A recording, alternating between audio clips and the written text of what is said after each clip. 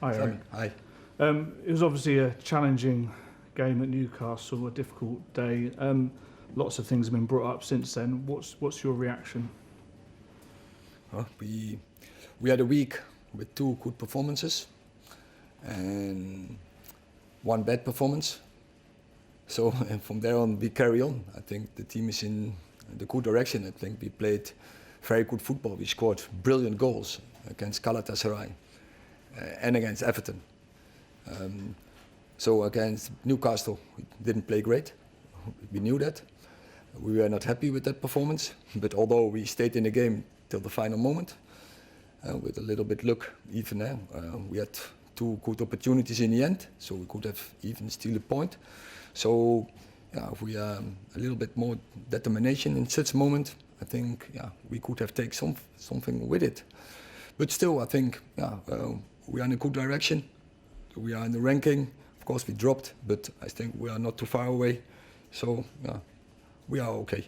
You've mentioned previously togetherness and unity as key attributes. Do you believe that you have the buy-in required from the players to make this job, this club, successful? Oh yes, I'm sure. But you can see, for instance, the comeback against Brentford, the Burnley game, the Fulham game. So every time the team is there, showed great character, so great determination, resilient. So we are together, and you can see you can't play such great football what we did lately if there is no unity. Erik, is that your answer? Because there's a number of media outlets who are not here today because the club weren't given the right of reply over suggestions that some of the players are unhappy with you, some are unhappy with the training. How do you address that? Because people just don't make things up.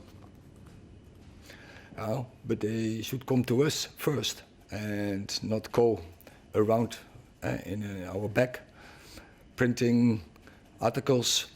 That's not the right thing. I think we have another relationship, and then they can, if they should give that to us beforehand, we have a normal and a professional discussion and debate about it. I mean, are you at all concerned that what is being reported, what people are being told, that there is truth behind that? Clearly there's an issue with Jadon Sancho, which we're all aware of, and you've spoken about before, but are there issues with other players? I know what you mean about the games, but behind the scenes, are there issues? No. Of course, when there are always in every team players who are not or less playing, less happy, but not different as normal. And such tensive fields you need that, and they have to they wait for the chance, and they can come. But no, there are no issues. Erik, it's quite personal, the things that have been suggested, your tactics, your discipline. How do you respond to that? As far as you're concerned, you won't change, or are you open to the suggestions of players to maybe change certain areas? I listen always to my players, and I give them always the opportunities to tell. And if the players have a different opinion, of course I will listen. But they haven't told me, or maybe 1 or 2. But it's about, so in general, so the majority, they want to play like this, proactive, dynamic, brave. That is what they want. And you can see the players are behind it because of the performances against Everton, Galatasaray. And we are really improving. As you see that goal, do you think that you can make a goal like we did against Everton? If the players didn't embrace it, what do you think? Is it things like that have happened today give a sense of, I don't know, a disorder around the club? Is that fair? Is that a fair representation of this club? So, but not in the dressing room.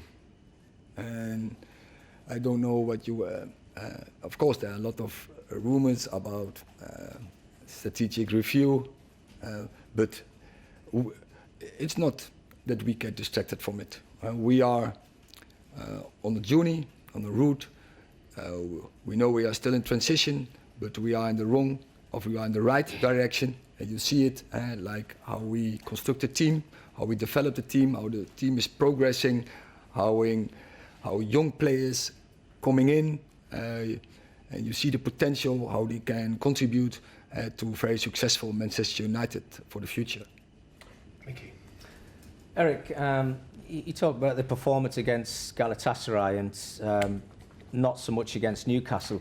The lack of effort, I think, has been criticised quite a lot by certain individuals. I'm sure that's something that you don't ask your players to do before they take to the field. Where was that lack of effort? Where did it come from? Because I think we could all see that certain individuals weren't tracking back, they weren't helping out their full-backs in other positions. And surely that's something that you're not saying to your players. But so we are not robots. And if you play 3 games in 6 days, tough games, and yeah, by the end, fatigue can be an issue, can never be an excuse, but it's there. And against Galatasaray, against Everton, we played very good. Against Newcastle, we were not happy with our performance. And we are the first to say, and the players are the first that they are so self-critical that they admit this. So yeah, we know, and we have to do better than this. Last question in this section, Richard. Hi, Erik. Obviously, Marcus Rashford has received lots of negative attention after the Newcastle game. How is he feeling? Yeah, how is he feeling? Everyone is disappointed if you have the result in Galatasaray and then the performance and the result in Newcastle. But yeah, but if you go to Newcastle, we are not the only team who's losing there. I think they had a home record. They win all the games apart from Liverpool, where they were leading, and the opponent was downsized to 10, and then they get a turnaround. Apart from that, everyone is losing there, and but it doesn't say we want to win there. And we did everything what was in our power, but yeah, definitely our performance wasn't good enough.